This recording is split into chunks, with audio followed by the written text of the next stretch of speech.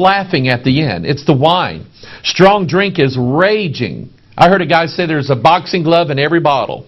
Okay, we're going to talk about that too here in a minute. And whosoever is deceived thereby is not wise. See, here's the trickery behind alcohol. You think you are in control, and you're not. You are not ever in control. And you say, well, I just, come home at the end of the day and I have a beer or two and relax and unwind and things like that. And you think you've got it all laid out and that you are in control. But the last laugh that's going to be had is not by you. It's by the bottle. Whosoever is deceived thereby is not wise. So number one, it messes with your judgment. You can't tell the difference between right or wrong. Number two, it messes your theology all up. You don't know who God is. And number three, you're not wise. The opposite of wise is fool. You're a fool for thinking that you can control alcohol. You're a fool for thinking that. You can't.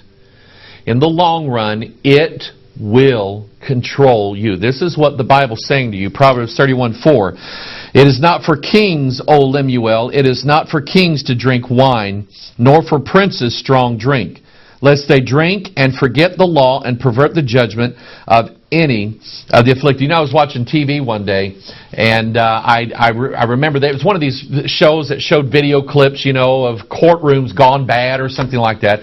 And there was actual videotape of a lawyer inside a courtroom drunk. I mean, he was busted up drunk. And the judge threw him out. Said, you can't practice law. See, we would not go into a courtroom. Let's say that you were being tried for something. Okay, or you were being accused of something, and you want a fair trial because you're going to say, man, I didn't do this. I want a fair trial. And the government, the prosecutor, he's going to throw the book at you, and you go in there, and you step before the judge, and you smell alcohol on his breath. I wouldn't trust that judge for my life, for the next 10 years, for the next 5 minutes. I wouldn't trust that judge. And look what here, this is Solomon writing. And Solomon, even though he was the wisest king in the world, he eventually had a problem with drink. He wrote in the book of Ecclesiastes, he said, I've had the women, I've had the wine, I've had everything. And he said, I'm telling you. See, Solomon is the man. And I love how the Bible's laid out because the Bible uses these people for examples. Solomon's the man, get this. He is the man that, you want to find a guy that had everything. He is, and here's a beer commercial, he is the most interesting man in the world. Okay? Solomon had, check this out, 700 women that were wives, 300 women that were concubines. You know what that is? That's just a gal that when he snapped his fingers came and crawled in bed with him.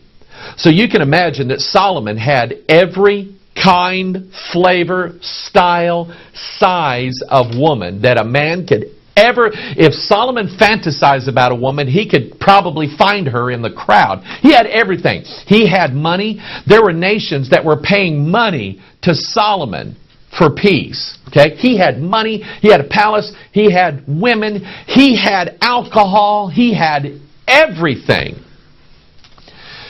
And in the last few years of his life, he wrote the book of Ecclesiastes, and he said, vanity of vanities, all is vanity. He said, I've wasted. He said, my life was nothing. He had everything. And he had everything, and he said, I have absolutely nothing. And so he writes here, he said, it's not for kings, it's not for princes, and it's not for judges to drink wine or strong drink, because they'll forget the law. You see what happens when you go into the bar, and you're only going to have a beer, then you have a couple shots, and then you have, 4 or 5. And they always lie. When they get pulled over, they always lie. How much alcohol have you had? Hey, I just had a beer. You forgot the law. You forgot that the law said that you're not supposed to be behind the wheel of a car. You're not supposed to be behind that. You're not supposed to be driving. You forgot. And pervert judgment of any of the afflicted. And so you're not supposed to be doing that. And you're in a position in life where you're in charge of something. Would you take your kids to a daycare where the daycare workers got to drink during the day? Would you do that? No. Would you like to get pulled over by a cop who was drunk? No. Would you like to go to the doctor? The doctor's going to open you up and do heart surgery on you, and he's drunk. Would you like that? No. How about the airplane pilot? No, we can't have him drunk either. The police officers, the judges, the doctors, the lawyers, and then it works on down. And anybody in any position in life, alcohol is going to pervert your judgment, and you're not going to think right. And we would not want people that we deal with. I wouldn't even want to deal with the grocer at the grocery store to be drunk, because I wouldn't think they would give me the right amount of change. And so that's you. That's you. Whatever situation you are in life, you see, even your employer has a rule that you're not supposed to show up for work, or during the process of your work, you're not supposed to be drunk. They don't let you drink on the job. You're not supposed to do that. Even your employer knows, because the insurance company is telling them you need to have a strict policy because it's going to cost us a lot of money. And I want you to think about that. How much does alcoholism cost? How much does your drinking cost you? Well, the beer costs, the wine costs, and everything. But how much does it cost? You start adding it up. Isaiah chapter 5, verse 11.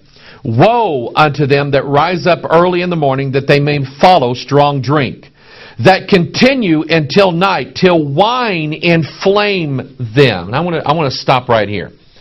When the Bible uses the word woe, it uses that word to say, this is a warning to you. Because if you pursue this course in life, it's not going to turn out good for you. God's just promising you that this is going to be bad for you. Woe to you. So you start out in the morning, and you probably, or maybe you are this way. You get up in the morning, and the first thing you got in your mind is, where's the bottle? Don't worry about bacon and eggs and biscuits and gravy. Don't worry about that. Or getting some fiber in you. You start out early in the morning, you got to have a drink. It's just something not natural about that. I'm not a drinker. When I woke up this morning, I wasn't going, where's the bottle? Okay? I wanted bacon and eggs and biscuits and gravy and donuts. That's what I wanted. See, there's something not normal about that, and the Bible's telling you there's a warning here for you. Okay? You see, I don't know if you knew the Bible said all this about wine and strong drink. You just probably heard some preacher, well, Jesus made wine, and that's all you wanted to hear. Sounds good to me. You didn't know the Bible said all this, but it does. There's a woe. God's warning you. You get up early in the morning and drink, and then you drink all day long. And then by the time the afternoon and evening comes around, you are ready to party. I was on an airplane one time from Dallas to Las Vegas. There was 2 women going to Las Vegas for the weekend. And they started ordering, those little bottles you get on the airplane. They started ordering one after another. And they were about 3 seats ahead of me. And within about an hour of that flight from Dallas to Las Vegas, they were standing up, partying, in the seats. They were ready to go. They got to Vegas, they were already drunk. And I'm sure that it wasn't going to stop then. They were going to keep on going until wine inflamed them. There would be a burning in them, a passion in them. You know where I'm going with this, don't you? Okay? Verse 12, and the harp and the viol and the tabret and pipe and wine are in their feast, but they regard not the work of the Lord, neither consider the operation of His hands. Therefore my people are gone into captivity, because they have no knowledge, and their honorable men are famished, and their multitude dried up with thirst. I want you to notice the language here, the Scriptures. He said you're in captivity. You're in bondage right now. You think that you can control it. You're not. You're in bondage. And by the way, maybe at some point you actually will be in jail for something you did while you were drunk. You have no knowledge. Their honorable men are famished. Listen, drunks take the honorable men and honorable women of this world and turn them into nothing. We say, and I'm going to show you pictures. We see the most honorable people in the world. When you see them drunk, it's the most terrible look in the world. This Bible's right. And their multitude dried up with thirst. But you want to notice verse 12, the harp, the viol, the tabret, pipe, and wine are in their feast, but they regard not the work of the Lord. You see, because alcohol and wine and strong drink, there's music that goes along with that, isn't there? Okay, and I don't care if it's country, I don't care what kind of music you like to listen to, whether it's pop, rhythm, and blues.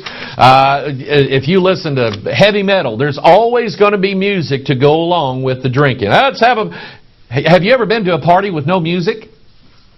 They just go hand in hand. And there's plenty of songwriters out there that are going to tell you that it's okay to drink. They're going to feed this into your mind that it's okay to keep on drinking. Do beer commercials and alcohol commercials, do they ever use music along with it? Sure they do. And the beer commercials never tell you the truth, do they? Isaiah chapter 5 verse 22. Woe unto them that are mighty to drink wine, and men of strength to mingle strong drink, which justify the wicked for reward and take away the righteousness of the righteous from him. Now I'm going to direct this at some of you pastors and preachers and church members, because it says here, you justify the wicked for reward and take away the righteousness of the righteous from him. Can I tell you that there are people who came to your church?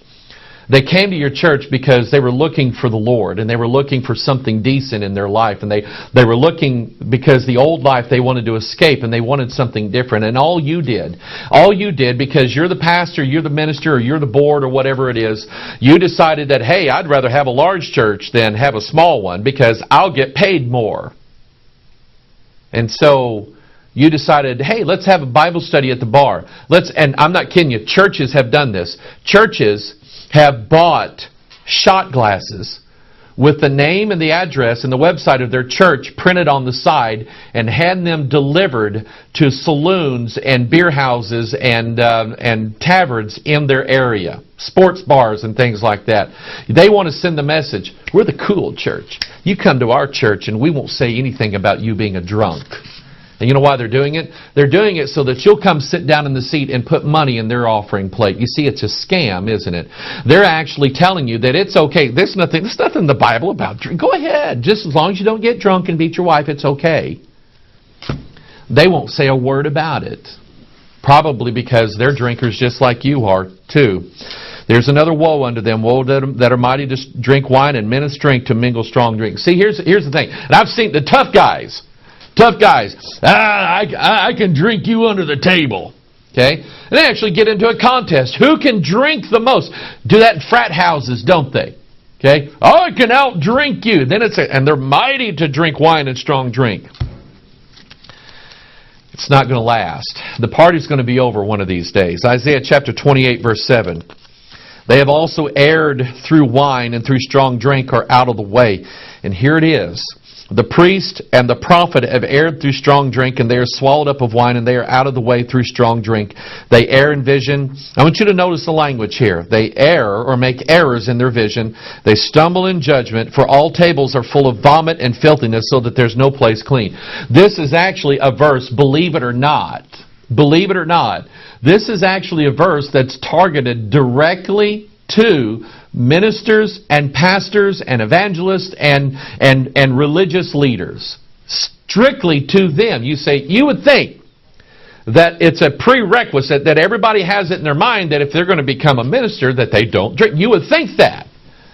But I'm here to tell you that it's a bigger problem than what most churches or pastors or religious denominations want to admit. It's a huge problem. And here is a whole part of the Bible directed right at the ministers. Woe unto you for drinking strong drink and wine, and you're out of the way. You're not going to preach right to everybody. And then I want you to notice that you err in vision. What happens to a drunk person? They can't see straight. That's why they can't drive. They can't see. They err in vision. They're going to see things that aren't there, or they're not going